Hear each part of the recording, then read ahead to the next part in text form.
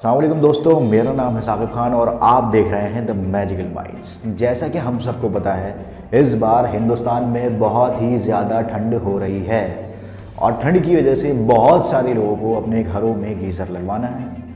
किसी को electric geyser लगवाना है तो किसी को गैस वाले गीज़र लगवाना है। गैस वाले गीज़र के साथ मसला ये है, जगह जगह सुनने को मिलता है, न्यूज़ में देखने को, अखबार में पढ़ने को मिलता है कि गैस वाला गीज़र ख़तरनाक है बामुकाबले इलेक्ट्रिक गीज़र के। गैस वाला गीज़र फट जाता है, आग लग जाती है, लोग मर जाते हैं, तरह तरह की चीज़ें सुनने को मिलती हैं। ये बात बिल्कुल हकीकत है, लेकिन जहाँ ये सुनने को मिलता है तो वहाँ ये भी सुनने को मिलता है कि गैस वाला गीज़र बामुकाबले इलेक्ट्रिक गीज़र के सस्ता पड़ता है। गैस सस्ती है, इतना ज़्यादा खर्चा उसका नहीं आता, तो ज़्यादातर लोग गैस वाला गीज़र ही लगवाना बेहतर समझते हैं। और हिंदुस्तान में बहुत सारे लोग ऐसे हैं जो गैस वाला गीज़र इस्तेमाल कर रहे हैं, आज भी इस्तेमाल कर रहे हैं, कल भी करेंगे और फ्यूचर में भी करेंगे, क्योंकि जेब के हिसाब से ही चलना पड़ता है। अगर जेब अलाउ करती है तो ही हम उस चीज़ को करते हैं, नहीं करती तो नहीं करते। अब मसला यहाँ पर यह आता है कि गैस वाले गीज़र ख़तरनाक हैं, वाकई ख़तरनाक हैं, तो गैस वाले के गीज़र हम इस्तेमाल करें ही नहीं। क्या महंगे गीज़र इस्तेमाल करें, इलेक्ट्रिक गीज़र इस्तेमाल करें? और अगर गैस वाले गीज़र ख़तरनाक हैं, मान लेते हैं ठीक है ख़तरनाक हैं, तो कोई तो चीज़ ऐसी होंगी जिसको करके हम उस ख़तरे से बच सकते हैं। कुछ तो ऐसा होगा। बहुत सारे लोग हिंदुस्तान में इस्तेमाल कर रहे हैं, लाखों करोड़ों लोग ऐसे हैं जो गैस वाले गीज़र इस्तेमाल करते हैं, तो उनके साथ भी तो ये ख़तरा बना हुआ है, लेकिन फिर भी वो क्यों सालों से इस्तेमाल करते हुए आ रहे हैं, आज तक उनके साथ कोई मसला हुआ नहीं। क्यों? क्योंकि वो सेफ्टी के साथ इस्तेमाल कर रहे हैं। और वो सेफ्टियाँ क्या क्या है और किस तरह से आप सेफली अपने गैस वाले गीज़र को इस्तेमाल करेंगे, आज मैं इसी के बारे में आपसे बात करने वाला हूँ। आज मैं आपको अपनी इस वीडियो के अंदर बताऊँगा कि अगर आप गैस वाला गीज़र लगवाने की सोच रहे हैं या आपने पहले ही लगाया हुआ है, तो आप उसको सेफली किस तरह से इस्तेमाल कर सकते हैं। क्योंकि हमारे घर में बुजुर्ग भी होते हैं, बच्चे भी होते हैं, बड़े भी हैं, छोटे भी हैं, जवान भी हैं, बूढ़े भी हैं, सब हैं। उन सब की रिस्पॉन्सिबिलिटी, उन सब की जिम्मेदारी हमारी है कि उनका ख्याल रखें और उनको कभी भी किसी तरह की कोई भी परेशानी नहीं आए। अब जब हम कोई चीज़ इंस्टॉल करते हैं, कोई नई चीज़ अपने घर में लगाते हैं, एसी, फ्रिज, टीवी या गीज़र वगैरह, तो हमें ही उसकी रिस्पॉन्सिबिलिटी उठानी पड़ती है कि वो किस तरह से काम करेगी और उसका इफेक्ट हमारे घर वालों पर किस तरह से पड़ेगा। अगर वो गलत है तो जाहिर सी बात है हमको उस चीज़ को ख़त्म कर देना चाहिए या उस चीज़ को सेफली और सही तरह से इस्तेमाल करना चाहिए। जैसे कि गीज़र, वाकई गीज़र गैस वाले जो होते हैं वो फट जाते हैं और बड़े मसले हो जाते हैं। आजकल सुनने को भी मिल रहा है, अभी हाल ही में भी एक न्यूज़ आई थी कि एक लड़की की मौत हो गई और गैस वाले गीज़र उसके बाथरूम में फट गया था, वो नहा रही थी उस वक्त। तो मुझे लगा कि मुझे भी इस पर एक वीडियो बनानी चाहिए और कुछ ऐसे पॉइंट्स आप सबके साथ में शेयर करने चाहिए जो आपको आपके गैस का गीज़र बहुत ही सेफली इस्तेमाल कराने में आपकी बड़ी हेल्प करने वाले हैं। तो इस वीडियो को आप शुरू से लेकर आखिर तक ज़रूर देखिएगा। मुझे उम्मीद है इंशाल्लाह आज आपको समझ में आ जाएगा कि आपको अपना गैस वाला गीज़र सेफली किस तरह से इस्तेमाल करना है। तो इस वीडियो के साथ एंड तक बने रहिएगा। इंशाल्लाह सारा मसला, सारा डाउट और सारी टेंशन आज मैं आपकी दूर करने की पूरी कोशिश ज़रूर करूँगा। दोस्तों, सबसे पहला और सबसे ज़रूरी पॉइंट ये है कि आप जहाँ भी रहते हो, यूपी में, दिल्ली में, मुंबई में, पंजाब में, कोलकाता में, मद्रास में, कहीं भी रहते हो, अगर आपके घर में आपका बाथरूम बहुत छोटा है तो वहाँ पर कभी भी गैस वाले गीज़र का इस्तेमाल बिल्कुल भी मत कीजिएगा और कभी भी गैस वाला गीज़र अपने इस बाथरूम के हिसाब से नहीं खरीदिएगा। क्योंकि अगर आपके बाथरूम के अंदर वेंटिलेशन नहीं है, आपके बाथरूम के अंदर छोटी सी खिड़की नहीं है कि वहाँ से गैस निकल सके बाहर, तो बिल्कुल भी सस्ते के चक्कर में ना पड़कर आप अपना गैस वाला गीज़र इस्तेमाल मत कीजिएगा और ना इसको ख़रीदिएगा। ये आपके लिए बहुत ही ज़्यादा नुकसानदेह हो सकता है, क्योंकि कभी कभी गैस वाले गीज़र को जब वेंटिलेशन नहीं मिलता तो उसमें 10 तरह के मसले हो जाते हैं और जब उसमें मसले हो जाते हैं तो बहुत सारे लोगों की ज़िंदगी पर बन आती है। तो सबसे पहली बात मेरी यह है कि अगर आपका बाथरूम छोटा है, जगह ज़्यादा नहीं है, तो वहाँ पर बिल्कुल भी गैस वाला गीज़र नहीं लगवाएं। और अगर पहले ही आपने लगा रखा है तो मेरी बात का ख्याल रखकर उसको कहीं और शिफ्ट करा लें, आपकी बड़ी मेहरबानी होगी। क्योंकि ज़्यादातर केसों में यही देखा गया है, गैस वाला गीज़र अक्सर बिगड़ता वहाँ है जहाँ उसको वेंटिलेशन नहीं मिलता।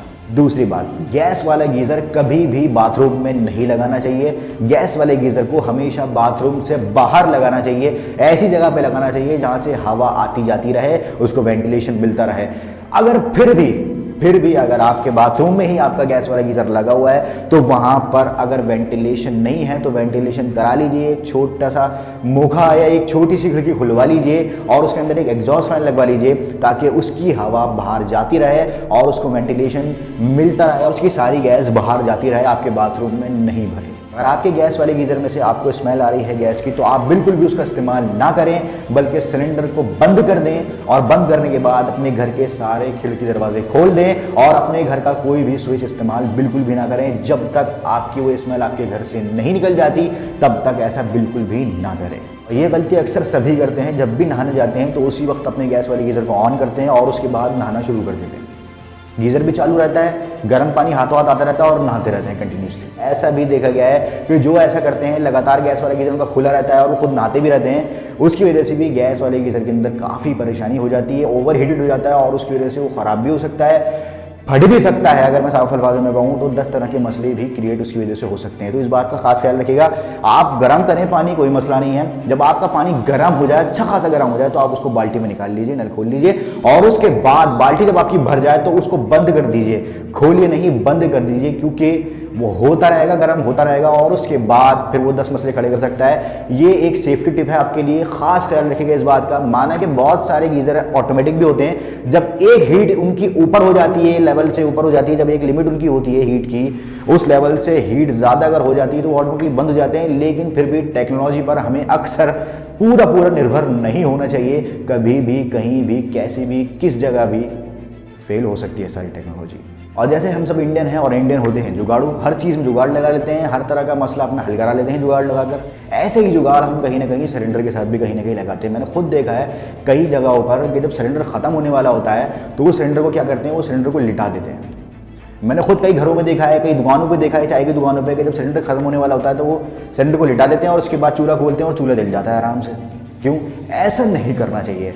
ये मैंने सुना है और मैंने इस चीज़ को परखा भी है, कई जगह मैंने पढ़ा भी है इस चीज़ के बारे में। अगर कोई ऐसा करता है, माना गैस सही जलती है, प्रेशर सही हो जाता है, लेकिन ऐसा नहीं करना चाहिए। बहुत सारे लोग अपने गैस वाले गीज़र के साथ भी ऐसे ही करते हैं, उसका सिलेंडर हिटा देते हैं, वो खत्म होने वाला होता है तो उससे क्या होता है दोस्तों, उससे गैस का प्रेशर एकदम से बढ़ जाता है। जो गैस रुकी हुई होती है सिलेंडर में वो एकदम से बाहर आती है, फुल पावर के साथ बाहर आती है और वो सीधी आपके गैस वाले गीज़र में जाती है और वो ओवरफ्लो होने के उसके चांस ज़्यादा बढ़ जाते हैं, प्रेशर ज़्यादा हो जाता है गैस का और उसकी वजह से ज़्यादातर केसों में देखा गया है कि गैस का गीज़र फट जाता है।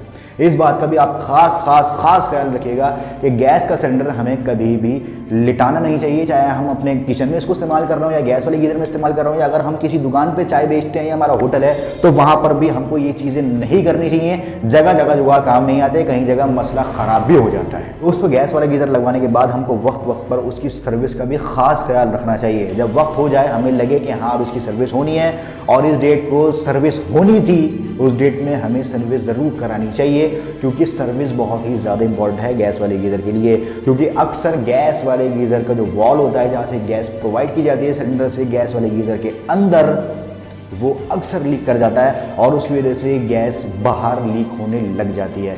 तो ख़ास ख्याल रखिए, वक्त पर अगर आप सर्विस करवाते रहेंगे अपने गीज़र की तो आपको कभी भी इस तरह की परेशानी नहीं आएगी। लेकिन अगर आप इन चीज़ों को हल्के में लेते हैं और कहते हैं हाँ ठीक है, सही तो चल रहा है, करा लेंगे, तो ये शायद आपके लिए बहुत ही ज़्यादा परेशानी वाली बात बन सकती है।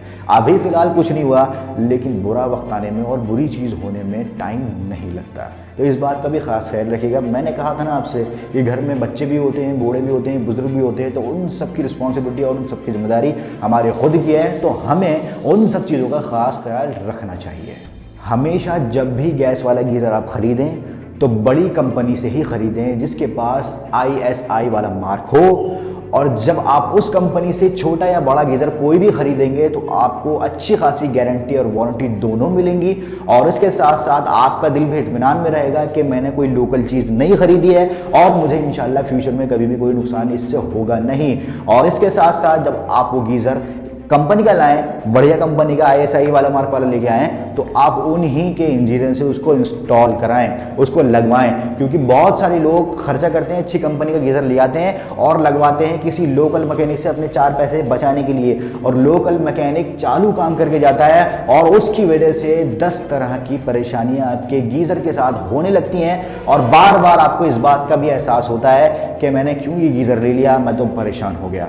प्रोडक्ट की गलती नहीं होती, अक्सर हम अपनी चीज़ को लगवाने के लिए किसी लोकल मैकेनिक को बुलाते हैं, वही हमारे प्रोडक्ट को ख़राब करके चले जाते हैं। अगर कंपनी की आप कोई चीज़ खरीद रहे हैं, फिर चाहे वो टीवी हो, गीज़र हो, फ्रिज हो, एसी हो, वॉशिंग मशीन हो, कुछ भी हो, जो भी चीज़ हो, कंपनी वाला आएगा और उसको सही तरह से आपको गाइड करेगा और उसको इंस्टॉल करेगा अगर वो इंस्टॉल करने वाली होगी, और अगर वो इंस्टॉल करने वाली नहीं होगी तो फिर भी आपको वो चलाकर समझाकर जाएगा। तो इसका भी खास ख्याल रखिएगा। लोकल मैकेनिक अक्सर अपने पैसे बनाने के लिए उस चीज़ के लिए भी हामी भर देते हैं जो चीज़ उनको आती ही नहीं है। जैसा वीडियो के शुरू में मैंने आपको बताया था कि अगर आपका बाथरूम बहुत ही छोटा है, कोई वेंटिलेशन नहीं है, उसमें छोटी सी जाली नहीं है, छोटी सी कोई खिड़की नहीं लगी हुई जिसकी वजह से गैस बाहर निकले, तो ऐसे में अगर आप इस तरह के बाथरूम में अपना गैस वाला गीज़र ऑन करके नहाते हैं और उसका इस्तेमाल करते हैं तो आपके बाथरूम में कार्बन मोनोऑक्साइड गैस बन सकती है, और उस वजह से जब वो गैस आपके अंदर चली जाएगी तो आप उसी वक्त बेहोश भी हो सकते हो। बाथरूम में नहा रहे हो, कोई जगह ऐसी नहीं है जहाँ से गैस निकल रही है,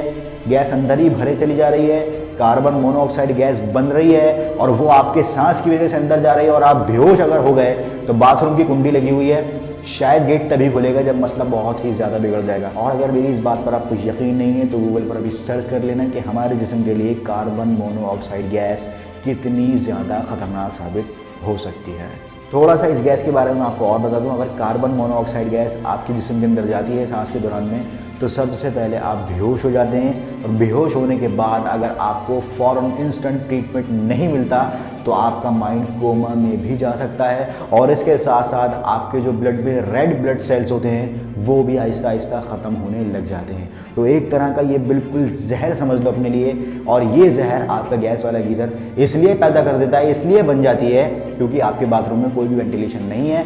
इसलिए हमेशा मैंने शुरू में भी कहा और अब भी कह रहा हूँ, गैस वाले गीज़र को इस्तेमाल करो, कोई मसला नहीं है, लेकिन उसको इंस्टॉल ऐसी जगह कराओ जहाँ पर उसको वेंटिलेशन मिलता रहे, और अगर फ्यूचर में कभी खुदा ना खास्ता कुछ परेशानी भी होती है तो किसी की जान पर नहीं बनती। आमतौर पर जब भी कोई सांस लेता है तो ऑक्सीजन में हीमोग्लोबिन मिक्स हो जाती है और फिर कार्बन मोनोऑक्साइड उसमें मिल जाती है, तो हीमोग्लोबिन के मॉलिक्यूल्स को बिल्कुल ही ख़त्म कर देती है, और उसकी वजह से हमारे जिस्म का ऑक्सीजन ट्रांसपोर्ट सिस्टम बिल्कुल ही ख़त्म हो जाता है, हम बिल्कुल सांस नहीं ले पाते, हमारा दम घुटता है, और यही सबसे बड़ी मेन वजह साबित होती है जिसकी वजह से ज़्यादातर मौतें सुनने को मिलती हैं। अखबारों में, न्यूज़ में और जगह जगह इस बात की खबर आती है कि दम घुटने से मौत हो गई। मेन वजह ये होती है कि जिस बाथरूम में वेंटिलेशन नहीं होता उस बाथरूम में अक्सर गैस वाले गीज़र की वजह से इस तरह की चीज़ें होती हैं, और दम घुटने से भी बहुत सारे लोगों की मौत हो जाती है। इसके साथ साथ सिर दर्द भी हो सकता है, सांस लेने में परेशानी हो सकती है, जैसे मैंने अभी आपको बताया, हार्ट अटैक भी हो सकता है, दिल की धड़कनें बहुत तेज़ बढ़ जाती हैं, बहुत तेज़ कम हो जाती हैं, शुगर बहुत कम हो जाती है, और बेहोश भी हो सकता है इंसान,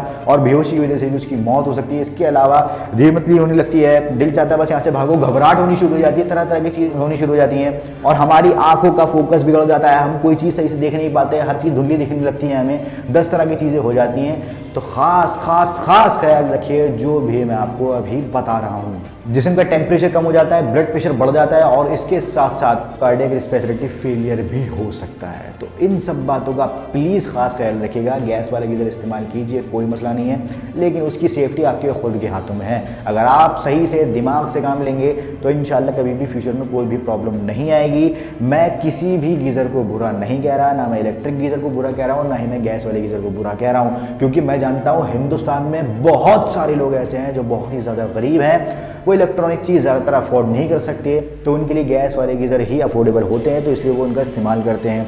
एक बात और कि जो घर में आपके सिलेंडर होता है, जो किचन में आप इस्तेमाल करते हैं, खाना बनाने के लिए रोज़मर्रा के कामों में आप उसको इस्तेमाल करते हैं, वो बिल्कुल भी आप अपने गैस वाले गीज़र के लिए इस्तेमाल नहीं कीजिएगा। गवर्नमेंट के हिसाब से भी वो गलत है, गवर्नमेंट आपको उस चीज़ के लिए मना करती है, उसके लिए दूसरे सिलेंडर का इस्तेमाल किया जाता है। खाना पकाने के लिए जो सिलेंडर है वो सिर्फ खाना पकाने के लिए इस्तेमाल किया जाता है। तो उम्मीद करता हूँ जब आपको समझ में आ गया होगा कि आपको अपना गैस वाला गीज़र किस तरह से इस्तेमाल करना है। अगर आप नए हैं और अभी लगवाने की सोच रहे हैं तो मेरी इन सारी बातों का खास ख्याल रखिएगा, इंशाल्लाह आपके बहुत ही काम आएंगी, क्योंकि हमारे चैनल पर हम जो भी वीडियो बनाते हैं उसके अंदर कुछ ना कुछ ऐसा सिखाते हैं या कुछ ऐसा बताते हैं जो हमारे व्यूअर के बहुत ही ज़्यादा काम आता है। इस वीडियो को आप लाइक कर दीजिएगा, चैनल को सब्सक्राइब कर लीजिएगा और इस वीडियो को सभी के साथ शेयर कर दीजिए। मैं साकिब खान अब आपसे इजाज़त चाहूँगा, फिलहाल के लिए बस इतना ही। मिलूंगा फिर किसी और नई वीडियो में किसी और नए टॉपिक के साथ। शुक्रिया।